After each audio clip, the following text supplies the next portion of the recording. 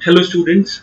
So in this lecture we will continue our discussion on angular momentum in quantum mechanics. So as we have seen in the last lecture that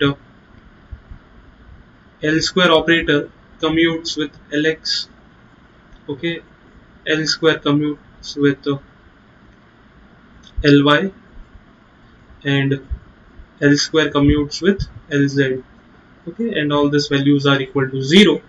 So it is possible to find simultaneous eigenfunctions of uh, these two operators. So I will, you can take anything, but I will choose the value of L square and Lz, okay, and we will uh, find the eigenfunctions corresponding to this. But before measuring the eigenfunctions, we will find the eigenvalues of these operators. So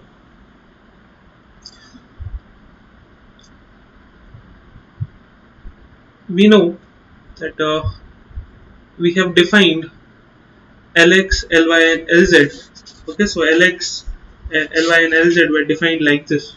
Okay, I H cross, okay, and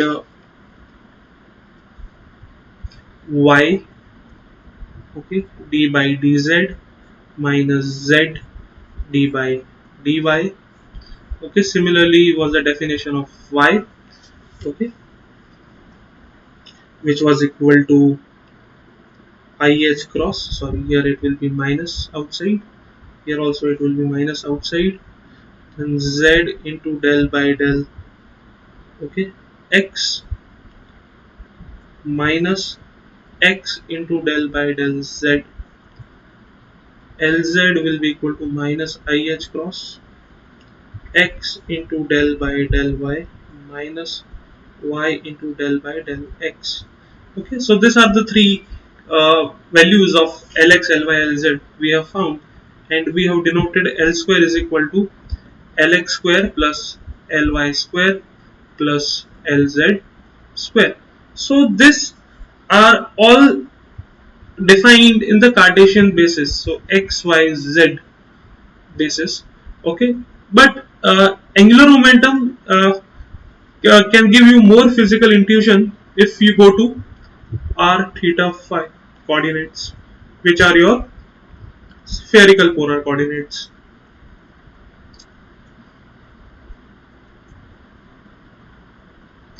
So in the spherical polar coordinates, the value of Lx, Ly, Lz will be defined like this, okay. Lx will be equal to minus ih cross minus sine phi del by del theta,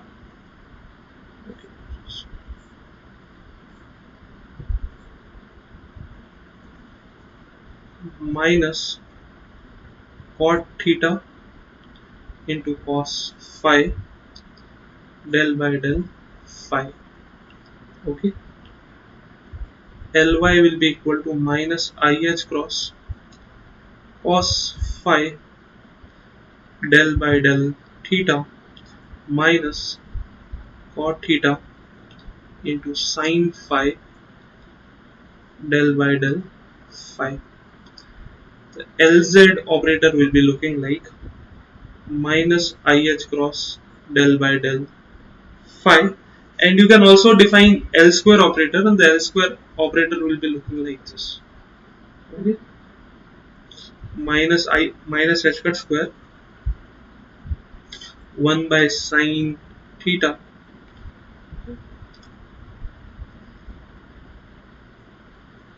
sine theta del by del theta plus 1 by sine square theta d square by d phi square. So these are the values of Lx, Ly, Lz in r theta phi coordinate, but you can see that these are all purely angular operators. Okay. You can see that you can't see anywhere r. So there is no radial term, only terms corresponding to theta and phi are there. Okay, so if you take only a function which is a function of r and you operate with lx, ly, lz, you will always get 0. Okay, so you can write a commutation relation that L square with any function which is only dependent on r will always be 0. Similarly, Lx into, okay, computation of Lx which is purely a function of r, Ly commutation with purely a function of r, Lz commutation with a function which is purely a function of r, all terms will be 0. The reason is you can't see anywhere a term which has del by del r. Okay, so basically if you take only a function of f of r and you operate from here, you are getting 0. Okay, so that is the basic reason. Okay, so these are the points to be noted, and I will not derive that how these things come, but mathematically you have to just do a change of basis. Okay, you have to go from Cartesian basis to the spherical polar basis, and you can get this. Okay, so these are the four important operators defined in the spherical polar coordinates, and now we will do the next thing. So we will find the eigenvalues of L square and Lz operator. So, but I will begin with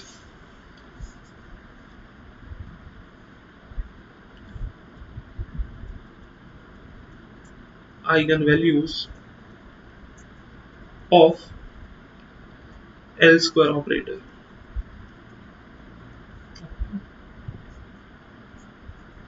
So if I want to find eigenvalues of any operator, I have to first write the eigenvalue equation. So L square operating on psi will give me a eigenvalue into psi. So this is my eigenvalue equation. Okay, and now I will substitute the value of L square.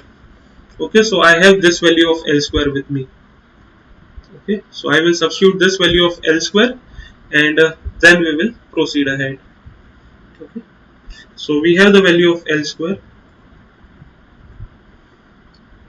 So L square will be equal to minus h cut square 1 by sine square theta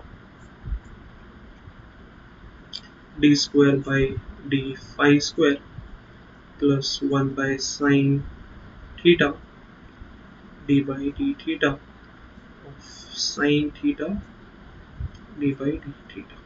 Okay, so this is your value of L square operator in spherical polar coordinates, and now we will substitute this value here. Okay, you can see that this part is the main operator and this is just a constant. Okay, so even in the eigenvalue you will get some eigenvalue which will be multiplied by h square. So it is generally more convenient and more common notation is that you write lambda into h cut square into psi. Okay, so because here in L square also you have a constant which is multiplied. Okay, so after doing the whole algebra this will be the same term, and here you will get eigenvalue. So I am taking h cut square separate from eigenvalue itself. For a moment I will club my eigenvalue with h cut square. So for a moment I am ignoring h cut square. Okay, and just writing L squares.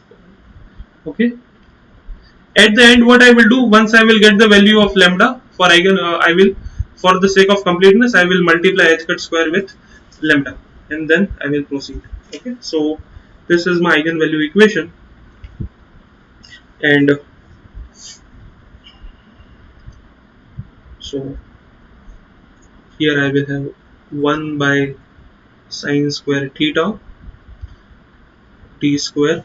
Okay, I am just writing this term, minus the sign I will take on the other side, d square by d phi square plus 1 by sine square, sorry, not sine square, it is sine theta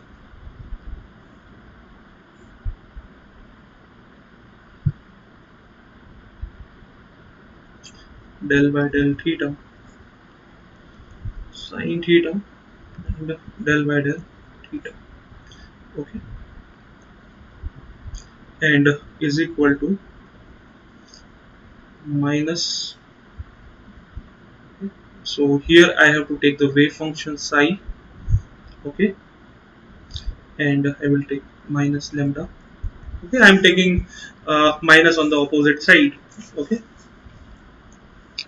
now you see that I have wave function psi. Now there is no need of, since these are purely angular operators, so there is no need for taking r dependence on wave function. If I take, then that term will be 0 itself. Okay, so I will take psi as a function of theta and phi, since it is purely acting on angular operators. So theta and phi coordinate I have taken, and I will use the method of separation of variables. Okay, where I will denote theta, okay, which is a function of small theta, and a capital phi, which is a function of small phi. Okay, so I am using separation of variables.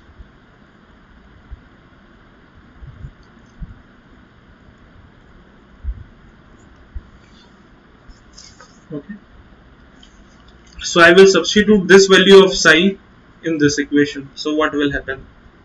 Okay, so you can see that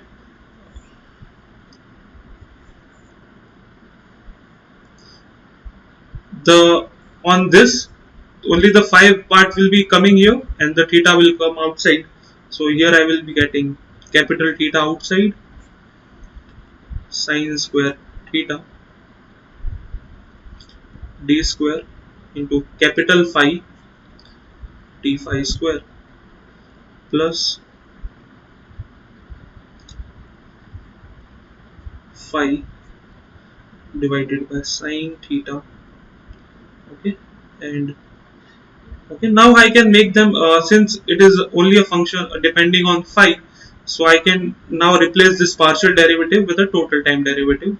So I will write here d by d theta into sine theta into d of theta by d theta, okay, is equal to minus lambda into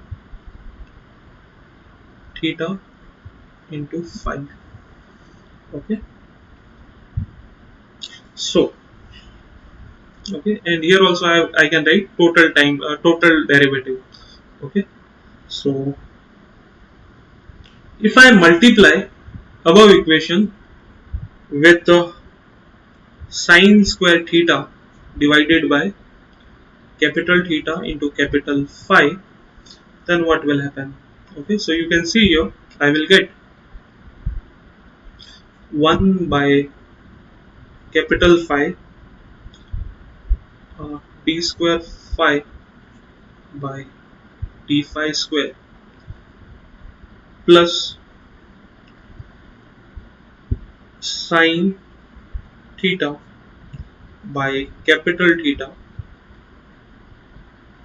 d by d theta of sine theta d theta d theta is equal to, okay, minus lambda into sine square theta. Okay,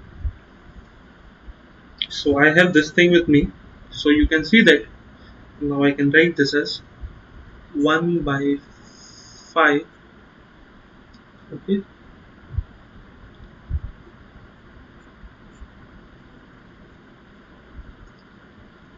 plus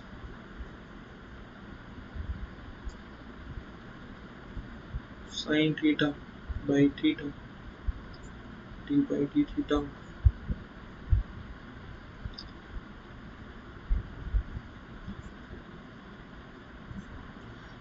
plus lambda into sine square theta is equal to 0. Okay, so you can see that this part is phi only dependent part.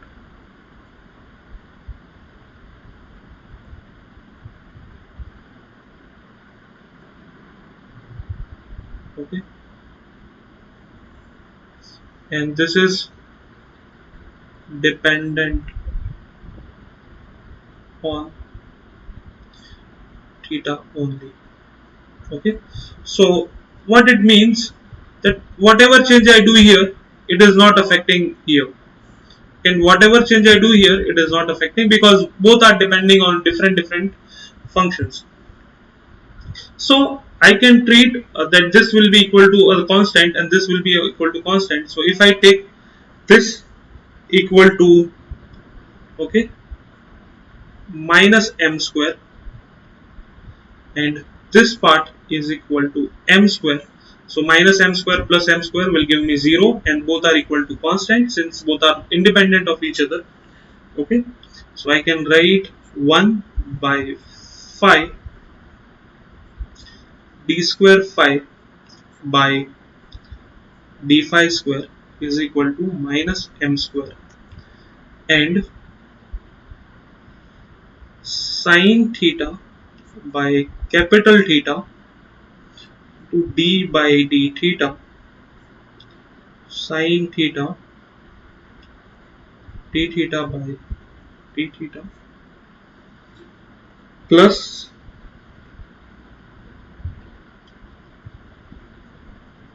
lambda sine square theta is equal to m square.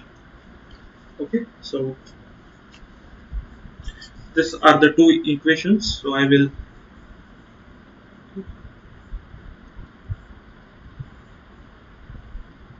okay, so this is the first equation,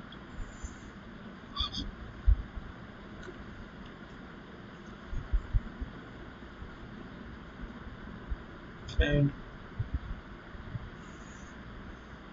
this is the second important equation. So this is the first equation, and this is the second equation. This is the phi equation, and this is the theta equation.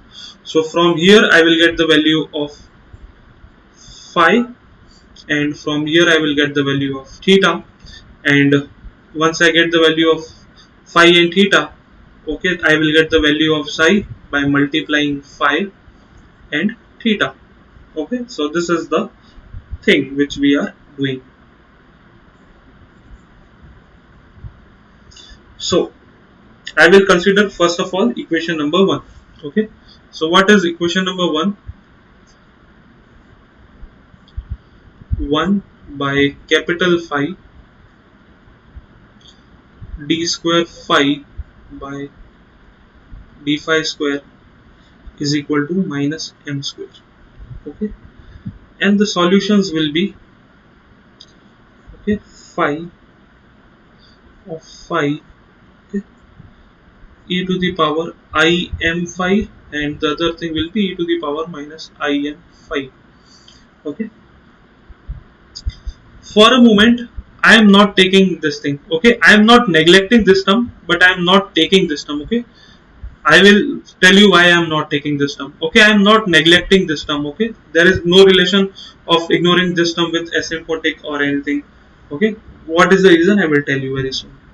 So this is my equation, which is the solution. So I have got the value of phi from here. Okay, now you know that the phi coordinate, okay, in spherical polar coordinates moves from 0 to 2 pi. Okay, so what will happen if I rotate the phi variable with 2 pi? I should get the same thing. Okay, so there is a periodicity. Okay, so phi, if I add 2 pi with it, I should get the same value. Okay, which is equal to phi. Okay, what it means, that e to the power I m phi plus 2 pi is equal to e to the power I m phi. Okay, now for this condition to be true, e to the power I m phi and e to the power, okay, I m 2 pi is equal to e to the power I m phi. Now for this to be true, it implies that e to the power I m 2 pi should only have a value which is equal to plus 1. Okay. Now when is this thing possible? This thing is possible only when the value of m is equal to 0, plus 1, minus 1, okay, plus or minus 2, okay, and all the things. Okay.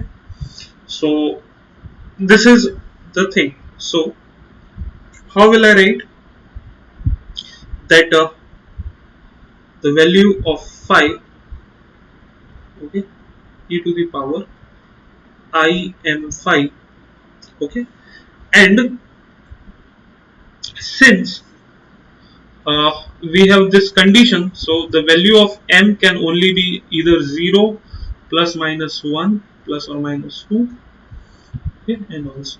So see, since m can take both the signs plus or minus 1, so there is no need to write separately the term of e to the power minus I m phi. You can write any term because the value of m here itself can be positive or negative.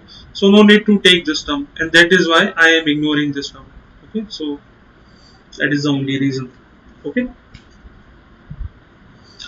so this is the value of phi which you have got. Okay, now so I will call this as equation number 3.